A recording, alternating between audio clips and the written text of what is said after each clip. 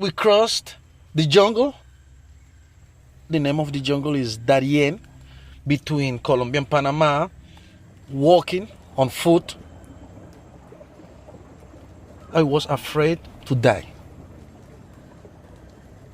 Like so many migrants, Julio, along with his wife, kids, and grandchild, made the treacherous journey from Venezuela to the Texas-Mexico border last summer. So I said, well, if I die here, how they gonna make it after? No, so I have to do this. I have to do it. I can't quit. I have to keep going. I have to move forward for them. When he got to the US, Julio crossed the border and he and his family claimed asylum, a protection intended for refugees who can prove that they're fleeing persecution. That entered them into a legal process that could take years to play out. Then, like tens of thousands of other migrants, Julio and his family headed north. My first option was New York City, but I met a guy who lived here for more than 10 years, and he told me, you know what? New York City is not a good place to raise a family. My second option was Washington, but the same guy told me, okay, but Washington is a very expensive city to live. And my third option was Chicago. So here I am. This is part 2 of our series on America's migrant crisis. This is a complex issue, so we've decided to zoom in on one of the places where it's all playing out, the city of Chicago, which has a sanctuary city policy, meaning that local authorities won't turn information over to the feds about an immigrant's legal status to be in the US. It's also a city with a long history of taking in immigrants, including asylum seekers. In fact, one migrant told us he came to Chicago because when he was at the US-Mexico border, he was told it was a good city to come to. En frontera de México con Estados Unidos, se escuchaba mucho eso, se escuchaba mucho en los cheques, en los albergues. Because in Chicago, people help you, they protect you, and give you more opportunities. Te dan más oportunidades. But Chicago has struggled to cope with the arrival of this particular wave of migrants, about 40,000 people to date, mostly from Venezuela, and how to house them and how to pay for it all. And some Chicago communities, even some of the neighborhoods named after the immigrant groups that have historically settled there, have questioned whether the city should even be helping these migrants at all. When you think about the history and then you look at how the immigration issues impacted our city now, it really is tragic. It's created a wedge. I am also an immigrant, and I believe that we should help others, but we also need to take care of ourselves. We need to take care of our own community. We need to fix our problems at home first. I don't want to worry about when I'm walking on the sidewalk every day. Who are those people? Do you know them? Can you guarantee our safety? These newcomers, people like Julio and his family, are being called by some a significant threat. But how is the arrival of these migrants really affecting a city like Chicago? For American voters, the migrant crisis is now the single most important issue of the 2024 election. Presidential candidate Donald Trump says it's a crisis that could destroy the US. So how has the controversial move to transfer migrants from border states to northern cities shifted the politics around immigration? And what more could the US be doing to solve the problem? We're headed to Chicago to find out. I'm Peter Bergen. Welcome to In the Room.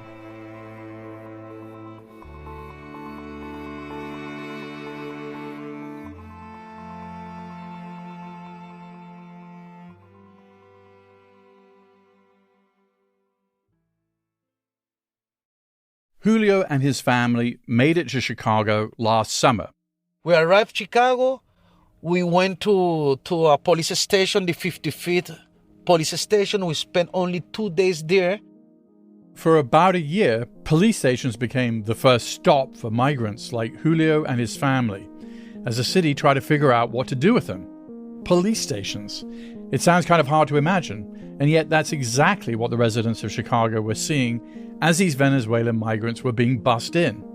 Lots of families, often with really young children, living at police stations, spilling out onto the sidewalks in neighborhoods all around the city.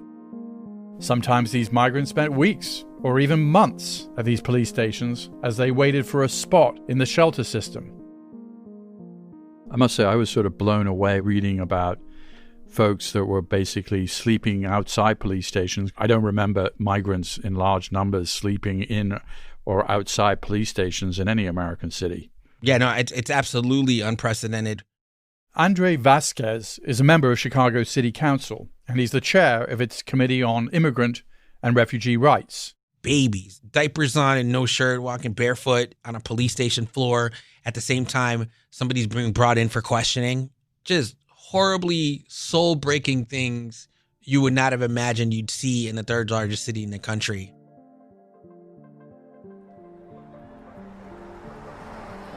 A lot of like just the signs of life, like out on like a living room, but a really messy living room. Picture the scene in front of the police station just south of downtown Chicago, which looks like something between a messy living room and a campsite. More than a dozen tents of different colors and sizes are pitched in front of the entrance to the police station, along with a few strollers and shopping carts. So if you were to pass by here and just see what's happening, the first thing you see are all the tents. Some families with little kids are sleeping inside the lobby of the police station. And there's a group of volunteers who come to help. I'm very concerned because I look in the 10-day forecast and it's going to get very cold. Yeah. And they just aren't prepared for what lies ahead. These are two of the local volunteers who've been helping out migrants over the past year and a half. They organize food deliveries and transfers to shelters, and they say that living at the police station can really take its toll on the migrants. There's one woman who was starting to have, mental health issues because she was here too long. This volunteer says she came by to make a donation, and then she kind of never left. Some kids needed shoes, clothes, so I gathered all that and then came into the station and handed them out and whatever I had. And then never turned back since then. I'm here almost every day. People drive by all day long and drop off all kinds of stuff. And there's a stir of excitement when a new donation arrives, like a bright blue, new-looking puffy coat. Want to be a down jacket? No, there's definitely a lot of nice stuff that gets dropped off. But some people are not well-intentioned. They're just like, wow, I can just dump all my stuff from my apartment when I move, and it gets cleaned up. Actually, you wouldn't believe the stuff that people drop off. Dirty old clothes, of course, but also some pretty bizarre things too, like broken appliances and hair extensions. What else have we gotten? The broken blenders. The blender, the snow cone machines. We've had a cat dropped off. Oh yeah, we have a cat. The latest was a cat. The cat is just the cherry on the top. These volunteers were here most days, sometimes for hours. And there were lots of volunteers like them, helping at police stations around Chicago. People who've stepped in to help provide food and clothes, even do the laundry for the tens of thousands of people who've arrived in the city with no local ties and nowhere to stay. You've seen volunteers.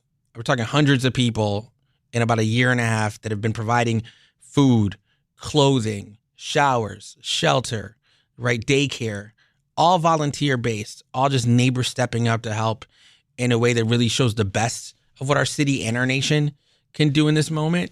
Vasquez has a lot of praise for the initiative taken by all these volunteers, like a community center that transformed overnight into a hub for donations. You'd feel like you were walking in the smallest Costco on the planet. You've had all these dry goods and food and soup cans and shoes of all different sizes and sweaters because everyone had been volunteering. And that was happening every single day. So how did Chicago, a city more than 1,000 miles from the southern border, find itself housing and feeding all these migrants in the first place? Well, that's because back in 2022, Republican governors Greg Abbott of Texas and Ron DeSantis of Florida began busing and flying migrants from their states to a group of Democratic-leaning cities in the north. At first, the numbers were small, and it was more of a political stunt, playing out in cities like Chicago, Denver, and New York City. Now New Yorkers and people in Washington, D.C. are having to deal with it, and now Texas is sharing our pain with the rest of the country. But the number of busloads grew, and cities began to struggle to keep up. Then, in the spring of 2023, Title 42, a COVID-related health measure that had kept many asylum seekers from staying in the United States, well, that expired, and more people began claiming asylum. That's around the same time that Chicago elected a new mayor, a former schoolteacher named Brandon Johnson. He campaigned on a promise to make this historically segregated city a place that works for everyone, by addressing the root causes of some of Chicago's most protracted problems, like violence and homelessness. At his inauguration, he sounded optimistic about his ability to make good on those promises and also to incorporate the new migrants arriving in Chicago. Because there's enough room for everyone in the city of Chicago. And at least at that moment, the mayor's message was well received. Whether you are seeking asylum or you are looking for a fully funded neighborhood. But after his inauguration, those migrant drop-offs accelerated, and the scale of the problem got much bigger. It's not that migrants have never come to these cities before, but normally, when migrants choose where they go, they tend to disperse across many cities and states in the US. But Governor Abbott's busing of migrants from Texas has meant that much larger groups of people were arriving in Chicago all at once. So Johnson, along with the mayors of Denver and New York City, went to Washington to urge the Biden administration to do more. And Chicago's mayor made his case in the media. Well, what we have is clearly an international and federal crisis that local governments are being asked to subsidize. And this is unsustainable. None of our local economies are positioned to be able to carry on such a mission. And New York's mayor went even further. This issue will destroy New York City, the city we knew we're about to lose. One of the biggest challenges Chicago has faced, where to put all these people. The city opened 28 shelters in a year and a half to house the migrants. And they put them pretty much anywhere they could, in warehouses, former schools, hotels, churches, even a public library. But the process of deciding where to put those shelters has often been contentious, and that's putting it mildly. Multiple lawsuits have been filed to try and stop the city from opening some of these shelters. So while there have been a lot of people volunteering their time to help all the newcomers, there's also been a lot of opposition. So I'm sorry, but they don't deserve to be getting all the money. They're getting already housing, food, everything, and we still got to give them more. Why? There's homeless out there who don't even have what they're getting. They disrespect us, they rob us, they harass us. We're inviting in like a magnet. Everybody come here, collect all your freebies. We're going to give it to you. Every sucker in here is going to pay for it. This is the Chicago that Julio and his family landed in last summer. He says after their first couple of nights staying at a police station, they moved into one of those shelters. A volunteer helped him get a spot, a woman Julio refers to as his fairy godmother. The shelter is an industrial-looking building that was converted to house the migrants. It's on a busy city street in an area with mostly offices and warehouses. The shelter is okay. I can't complain, to be honest. Each floor is a huge open space shared with more than 25, 30 families. Despite the frigid January weather in Chicago, there are lots of people hanging out front, several dressed in shorts, even flip-flops. It can be hard to share the space with a big group of people and to live without privacy for such a long time. But Julio says the bathrooms are always clean. At least we have a roof, okay? And now he knows that not all Americans have a bed to sleep in, or 3 meals a day. I have seen American people here sleeping in the street. This is just a transition, you know? This help is just to make you get on your feet. It's gonna be a big mistake if you think that this is gonna be forever. And while Julio says he can't complain, there have been plenty of complaints about these shelters. Complaints by some Chicagoans who are angry that much-needed resources have been diverted away from their neighborhoods so the city can pay to feed and house the migrants. In fact, in 2023, Chicago spent more than $100 million on the migrants, and there are estimates that hundreds of millions more could be spent this year.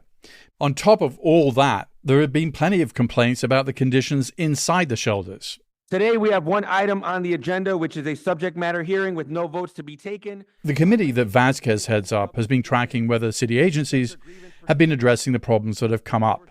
That's included things like infestations. In terms of bed bugs, we work with and follow CDPH infection prevention guidelines. Same thing goes for life. And even recent outbreaks of measles and tuberculosis. It's something Vasquez feels personally responsible for helping to fix. There was a baby that had scabies who was in a shelter. And like, what do you even do in that situation when you're a committee chair? Tell us about a day in your life. What does it look like?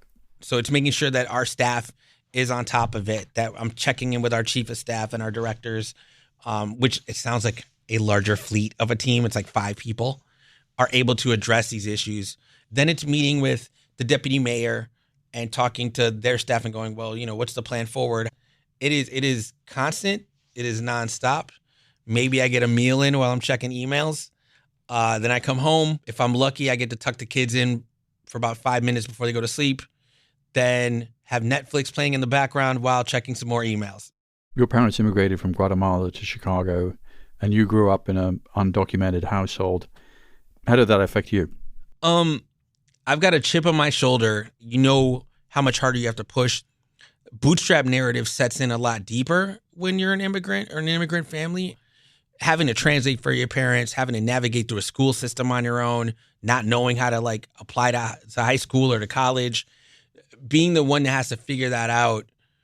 One, you become resourceful, you figure out how to solve it, but there is a resentment that I think if you had met me in my 20s and my 30s, you'd understand kind of where the angst of that voice comes from when you feel like you're in an inequitable situation and you're getting screwed by it. And of course, Chicago is a city of immigrants in many ways. How has the city of Chicago reacted to this sort of new wave of immigrants coming mostly from Venezuela? Yeah, I'll say it's not acting like a city of immigrants is what it feels like here, right? So it really is, in some ways, tragic, right? So because the migrants who are coming in now are largely Venezuelan and Latino, it's caused this division because Chicago has also been historically so segregated that its Black community, its brown communities have been largely underinvested and marginalized. And so when you have a city where its Black folk have not had the support and if anything have been subjugated, and then they're watching a new community come in and getting all these support systems in place, there's a resentment that you can kind of feel and a pain that if you didn't understand where it came from would feel like anger. And so being in the middle of the situation, like I've had to go to all the different community shelter openings in different neighborhoods and had to firsthand hear and address some of what that pain felt like. One of the items on Vasquez's non-stop schedule is a Know Your Rights event at a Chicago school where immigrants can learn about laws in Chicago and in the U.S. As soon as he walks in, Vasquez is swarmed by people, some of whom he knows. Well, I'm an email away. Anything at all. I know you. Happy to help. Others he doesn't. Tengo 2 meses en Chicago. ¿Dónde vive usted? Para el lado de Elston Avenue. ¿Elston y qué? A 30 minutos de aquí. It's the kind of event that Vasquez wishes his family had when he was a kid. It's challenging enough when you come to a new country to have an understanding of what your rights are, how you navigate through a community, what the rules are. Vasquez steps up onto the school's auditorium stage and welcomes the packed audience, about 150 people.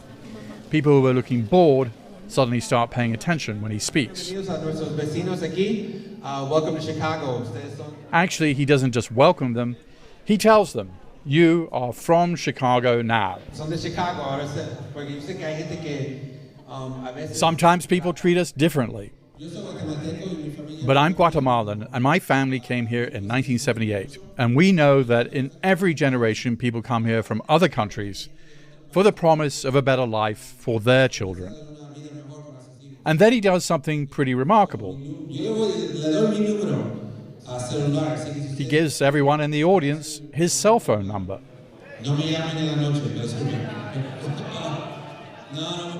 But don't call me at night, he says. Text messages are better, okay?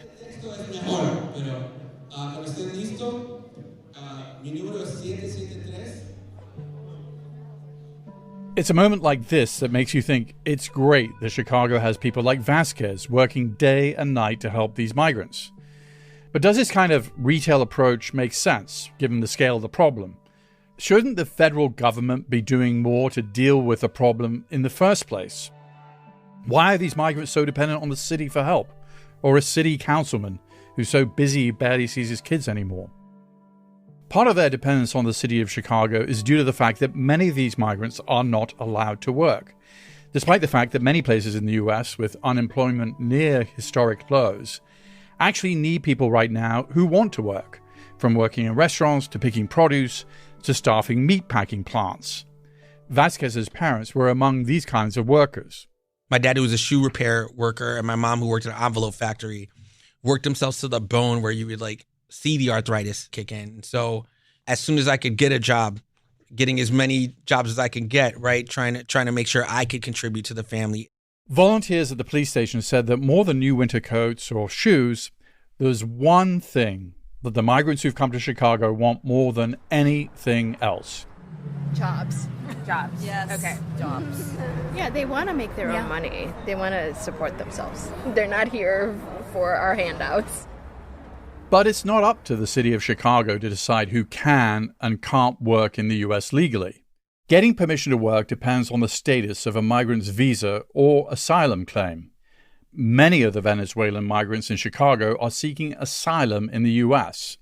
And when they become part of that legal process, federal law requires that they wait for 6 months for authorization to work.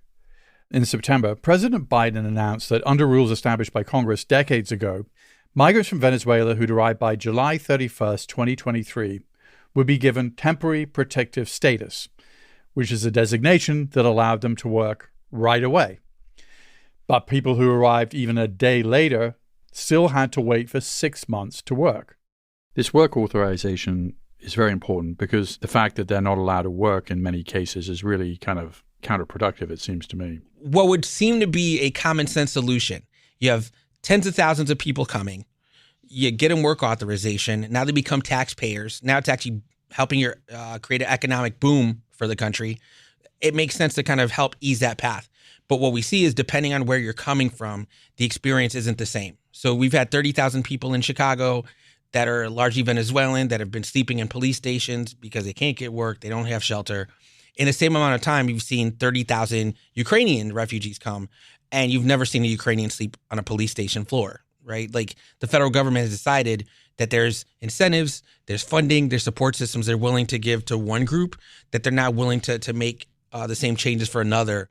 These Ukrainian refugees who are fleeing the brutal war in their country came to Chicago through temporary humanitarian programs that gave them immediate permission to work. In Chicago, there's also a big Ukrainian community for them to plug into, networks of relatives and friends who can offer housing assistance and support. We're going to hear some more about one of those programs in a minute. The Venezuelans didn't have these same kinds of networks, so they're much more reliant on the city for help. Vasquez says that only some migrants living in Chicago's shelters are currently allowed to work. Now, out of the 15,000 that we're talking about in shelter, only 4,000 are able to apply or able to get, some level of authorization. So that leaves the majority of people not being able to do so. But work authorization, like so many other details of immigration policy, is part of a delicate balancing act. It stands to reason that if all Venezuelan migrants receive this protective status and permission to work on arrival in the United States, it could incentivize more of them to come to the U.S. But for a migrant like Julio, it's simply maddening that he isn't allowed to work. In fact, when we met him, he was working anyway, just not legally. I have to work. Why I have to work? First, because I can't be here in this shelter, spend the whole day doing nothing. So I want to feel that I am a a useful person, okay? Second, I have to save some money to face what it comes. Julio has one big asset that so many migrants applying to jobs can't claim. He speaks English. That allowed him to get a customer service job for a while. I work in a store. This store sells furs, jackets, coats. It's a well-known store in the city. I don't want to say the name of the store. I do everything there. Everything. The owner of the store knows that Julio isn't allowed to work. But Julio says the owner empathized with him as a migrant himself, telling him, I know what it feels like to be in your place, to come to a country which is not yours, wanting to work, and you can't do it because you don't have the work permit. So I know what it feels like to be there. But Julio says the job isn't secure. The store owner told him that sales go down in the spring. And without the legal ability to work, he's worried he might not find another job so easily. This system isn't going to work until we take a hard look at our laws. Cecilia Munoz understands better than most that what's happening on the ground in Chicago is the result of decades-long gridlock in Congress, which has failed to reform immigration laws. Today's reality is that much larger numbers of people are coming to the border from more countries, many of them claiming asylum.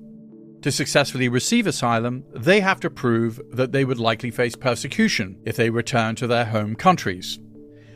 I wanted to talk to Munoz because she's one of those rare people who isn't just admiring the problem, but has concrete solutions to offer.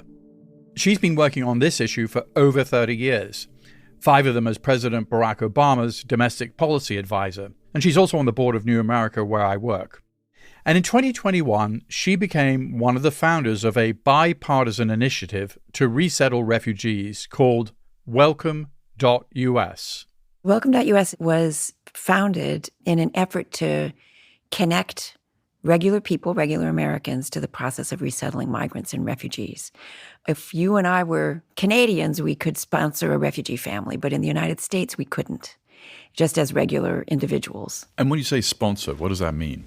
It means all of the help and support that you would think a refugee or a migrant needs. It can mean literally from greeting folks at the airport to arranging their housing, to helping them make the adjustment to English, to helping with jobs, helping enroll kids in school. It is an enormous undertaking. Traditionally, the U.S. has settled refugees with the assistance of some partner organizations, including religious groups and nonprofits that get federal funding. But then the U.S. withdrew from Afghanistan in the summer of 2021 and received a sudden influx of 85,000 Afghan refugees in a short period. And so we launched Welcome.us to help with that, and really had such a good experience getting civil society involved in the work of helping resettle Afghans, veterans groups, service organizations, people who hadn't done refugee resettlement before, but who stood up because they felt it was important. And that was so successful that when Russia invaded Ukraine and Ukrainians started showing up at the U.S.-Mexico border because it was the only way in, the administration reached out and said, do you think that sponsors would come forward to help resettle Ukrainians? We knew the answer to that was an enthusiastic yes. So they started using an authority that they have to provide what's called humanitarian parole. This program is a larger-scale version of Julio's Fairy Godmother and those volunteers you heard from outside the Chicago police station, giving Americans the ability to sponsor migrants, whether they're relatives or strangers, to help them have a smooth transition into the U.S. And Munoz says that effort was so successful that the Biden administration decided to run the same play again. And they're using their humanitarian authority to provide 30,000 visas a month for people from Venezuela, Nicaragua, Cuba, and Haiti. And about a couple million Americans have stepped forward to sponsor them. Well, it turns out a lot of Americans are very generous. Yes. Peter, I have to say, if you had told me 2 years ago we would be in short order arriving at a point where 2 million Americans had stepped forward to sponsor people from 10,000 zip codes in every state of the union, I'm not sure I would have believed you. In fact, I'm sure I wouldn't have believed you. But as you say, it turns out, even in this moment of a lot of ugliness in our country and a lot of ugliness with respect to immigrants, Americans are, better than we remembered that we are. And I say this with all humility as a veteran of immigration and refugee policy for more than 30 years. We are generous and capable of more than I thought we were. The other strength of the Welcome.us, to me, is what a clearly bipartisan effort it is. Yes. Yes, and it stayed out of politics on purpose because, as you know, the politics around immigrants is terrible. The strongest messaging is not about the people that we are bringing. It's about us and who we are as Americans, as welcomers. Okay, so let's do the thought experiment where there's somebody in the Venezuelan diaspora sponsoring somebody from Venezuela.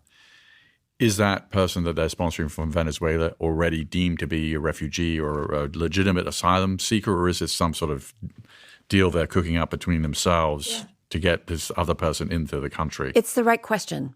And I think there is a lot of good work still ahead of us, including policy work and humanitarian work, to make sure that as we make visas available, that we make them available to the people who are the most vulnerable. If you provide a legal pathway, a visa for people to come, they will choose that visa over walking across the Darien Gap and traversing all of Mexico to get to the United States and all of Central America.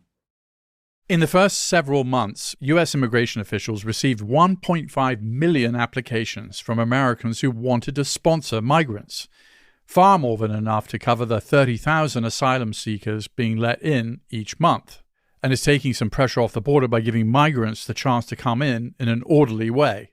It stands to reason if you were sitting at your kitchen table in one of these countries contemplating moving because you felt you had to in order to survive, you would choose a visa program with a sponsor any day over walking. But while letting in 30,000 people a month might sound like a lot, a program like this still can't keep up with demand.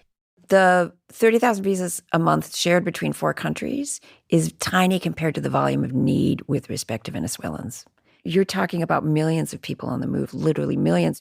So the scale of the problem is really the challenge here. In the years that I worked in the Obama administration, I could remember doing the analysis of how much money would you need to hire enough judges to make this process smoother and more functional? And the conclusion was that it wasn't just about money, that even if you threw lots of money at the problem, it's literally not possible. The scale of the challenge is bigger than a court system can handle. What the administration is trying to do is to use what it's called the asylum court, a group of asylum adjudicators, to take the process out of the courts so that you can adjudicate these cases more quickly.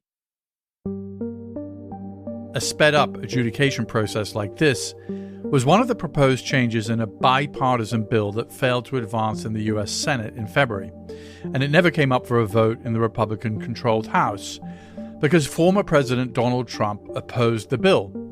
Trump, of course, is making immigration a key issue in his 2024 presidential campaign.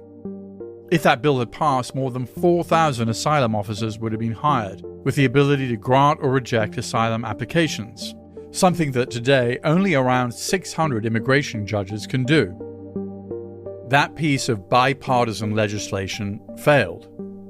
Meanwhile, recent polls show that immigration has become the #1 election issue for Americans. That made me wonder, is the busing of migrants north to cities like Chicago changing the way that Americans think about immigration? I put this to Munoz. Could busing migrants from the border states, stunt or not, ultimately move Congress to act in a sensible way on immigration? Well, ideally, that's what would happen. I think as a practical matter, what we had was a mayor of New York. He seemed to have a bigger interest in attacking the president for the problem than he did in actually working with the administration to try to address it. We're getting no support on this national crisis, and we're receiving no support. And let me tell you something. Well, in fairness, the New York governor also said much the same thing, right? She said New York is closed. Yep. So the Democratic governor, Democratic mayor of New York City, both said versions of, we just can't take any more people. Yeah. Yeah, and in some ways that was exactly the reaction that I think Governor Abbott hoped to provoke, and he did. But then, there's coverage of other places in the United States, like Pittsburgh, for example, which was getting ready for migrants and hoping for migrants because, frankly, they need workers. And, the buses aren't being sent there. The buses are being sent really for political purposes. I mean, there was only one reason to send a busload on Christmas Eve to the vice president's residence last year in freezing cold weather. I mean, that was political. Sending them to Martha's Vineyard was political. But you're right that it has kind of focused the politics of this issue, and it has upped the ante and kind of upped the visibility that we need to get to solutions here. This example of a city like Pittsburgh raising its hand to say they need workers while other cities have more new arrivals than they can handle just seems to scream for a comprehensive national solution. But when it comes to immigration, nothing is simple or easy. The thing I find frustrating, and I say this as a former government official who is deeply familiar with what tools the government does and doesn't have here, is the assumption that the Biden administration has tools that it could be using that it's just not using, because it's not actually true. Congress is not stepping up to that plate. And honestly, the Republicans in Congress prefer chaos because they can make political hay with it. Some people may have forgotten that the Democrats were the party that was kind of against immigration if you go back several decades. Yeah. Because trade unions and Democrats had the view that excessive immigration would depress wages. I mean, the politics around this have really switched. You've sort of lived a lot of that in your own career. How has the politics changed between the parties on this issue? That's right. The norm for most of the last century is that there are factions in both parties, and that the Democrats have a strong pro-immigrant faction, but also have a faction that is worried about the impact of immigrants, especially on U.S. workers. And Republicans have both factions. They have a strong restrictionist faction, but they also have traditionally a faction that sees immigrants as useful economically and important culturally and socially. This is the Ronald Reagan view, right? He looked at immigrants and said, okay, these are people with conservative social values and a strong work ethic, and they're overwhelmingly likely to be people of faith. This, I believe, is one of the most important sources of America's greatness. We lead the world because, unique among nations, we draw our people, our strength, from every country and every corner of the world. He looked at them and he saw perfect future Republicans. And it baffles me that the Republicans, which at one point were in favor of immigration for some of these reasons, have taken such a strong stance. To be honest, Peter, I lay responsibility for this on both sides.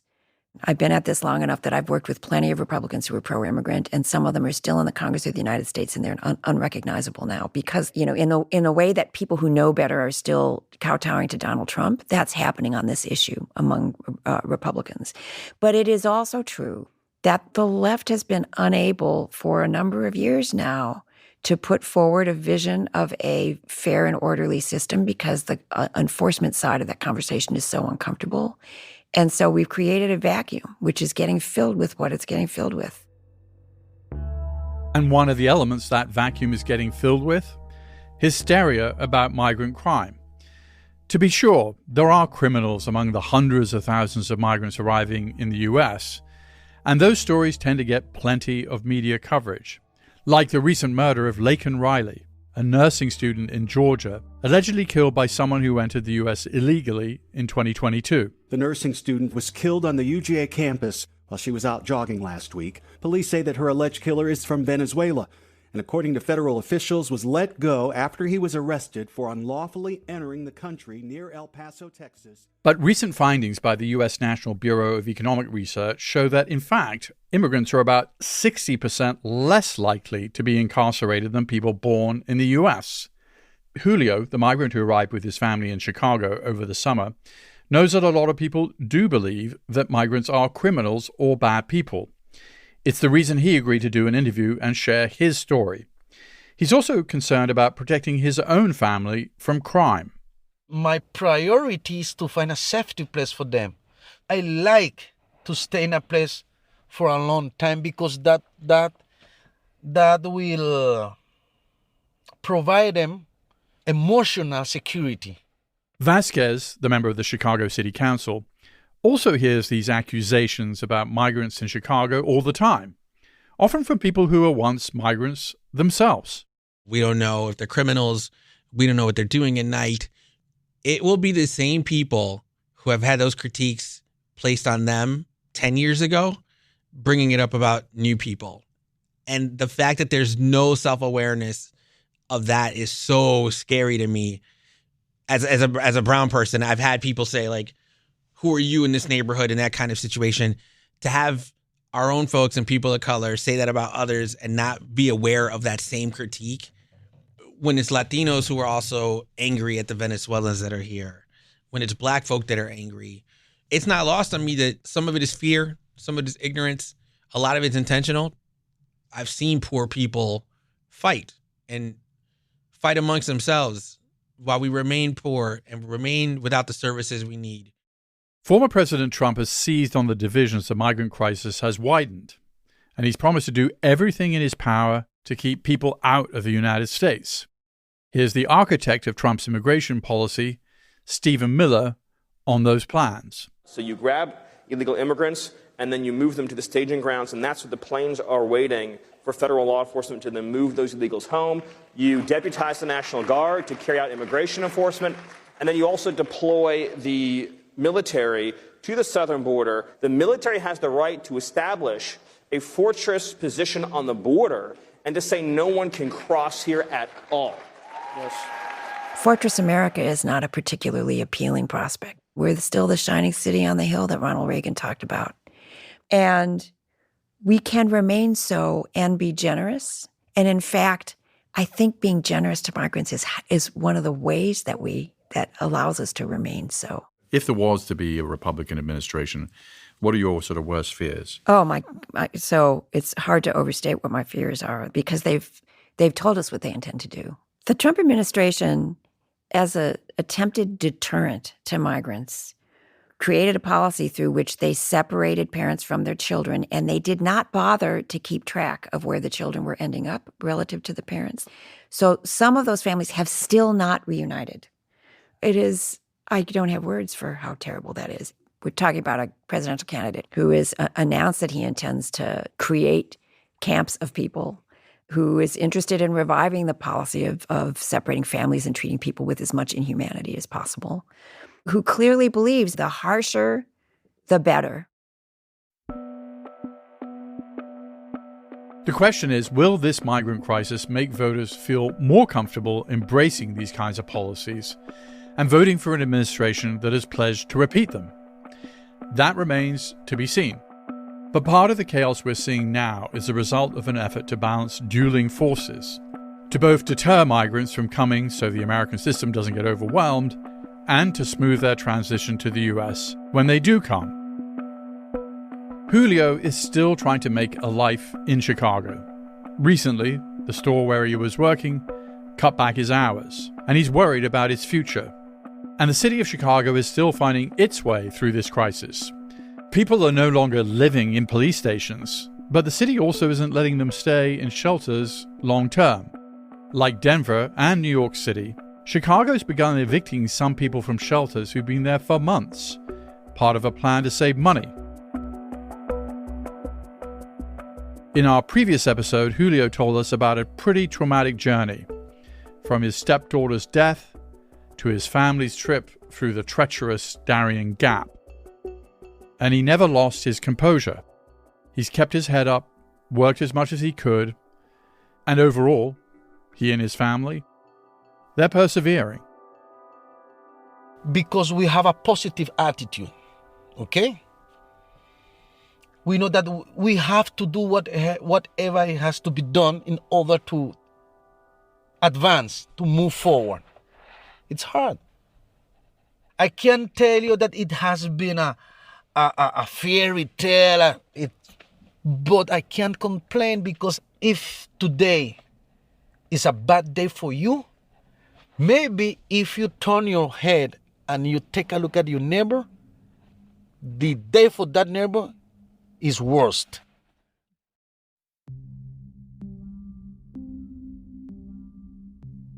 As numerous buses started pulling into Chicago from Texas last spring, dropping off migrants in large numbers, Vasquez says he was worried about how all this was going to play out politically.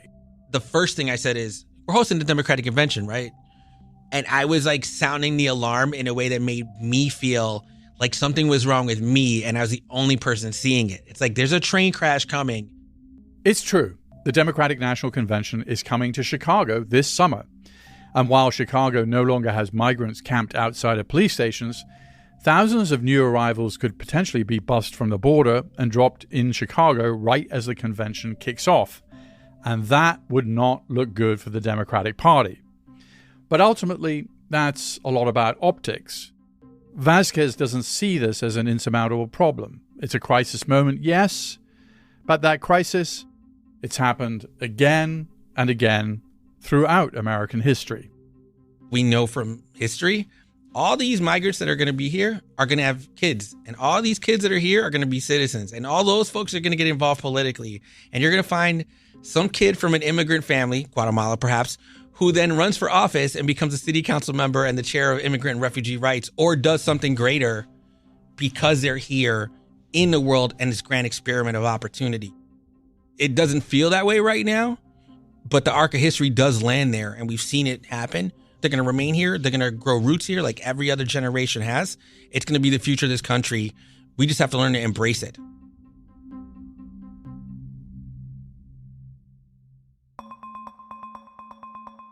To learn more about the issues discussed in this episode, we recommend The South Side, A Portrait of Chicago and American Segregation by Natalie Moore, The Migrant Chef, The Life and Times of Lalo Garcia by Laura Tillman, and The Faraway Brothers, Two Young Migrants and the Making of an American Life by Lauren Markham. All of those titles are available on Audible. In the Room with Peter Bergen is an Audible original, produced by Audible Studios and Fresh Produce Media. This episode was produced by Laura Tillman and Alexandra Salomon, with help from Luke Cregan. It was sound designed by Stephen Jackson. Our field producer was Aaron Allen. Special thanks to Fred Sau, Alex Kotlowitz, and Adam Isaacson. Our executive producer is Alison Craiglow. Katie McMurrin is our technical director. Our staff also includes Eric German, Holly DeMuth, Nathan Ray, Sandy Malera, and JP Swenson. Our theme music is by Joel Picard. Our executive producers for Fresh Produce Media are Colin Moore and Jason Ross. Our head of development is Julian Ambler. Our head of production is Eleanor Bavietz. Maureen Traynor is our head of operations. Our production manager is Herminio Ochoa. Our production coordinator is Henry Koch. And our delivery coordinator is Ana Paula Martinez. Audible's Chief Content Officer is Rachel Giazza, Head of Content Acquisition and Development and Partnerships, Pat Shah, Audible Executive Producer, Lara Regan Kleinschmidt. Special thanks to Marlon Calby, Allison Weber, and Vanessa Harris. Copyright 2024 by Audible Originals, LLC. Sound recording copyright 2024 by Audible Originals, LLC.